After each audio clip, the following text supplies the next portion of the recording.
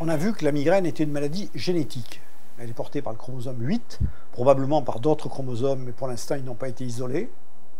Et cette maladie génétique, la génétique étant la cause de la migraine. Donc après, tout ce qui peut survenir, ce sont des facteurs déclenchants. Ce ne sont pas la cause. Et les facteurs déclenchants, il y en a autant qu'il y a de migraineux. Alors les principaux facteurs déclenchants, c'est les changements de rythme. Par exemple, le fait de...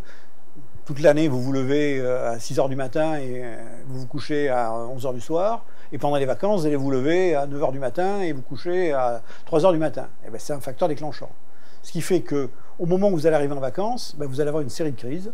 Et au moment où vous allez reprendre le travail, vous allez avoir une série de crises. Après, il y a un tas de facteurs déclenchants qui sont des facteurs métaboliques, comme l'alcool. Le vendredi soir, le jeune ou la jeune migraineuse, ils sortent, ils boivent, et ils se couchent à une heure impossible. Donc évidemment, il ne faut pas s'étonner qu'ils aient des crises de migraine le lendemain. Et après, vous pouvez avoir n'importe quoi, des modifications de pression atmosphérique. Ça peut être la chaleur, ça peut être l'anxiété anticipatoire. Le stress n'est pas un facteur déclenchant.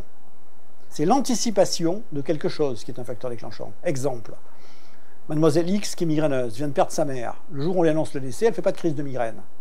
Par contre, elle est convoquée dans 3 jours par son chef de service. Je peux vous être sûr qu'elle va avoir peur et elle va faire une crise de migraine.